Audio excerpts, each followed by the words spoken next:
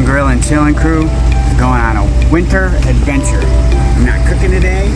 Should've, but I'm not. We are going out to dinner.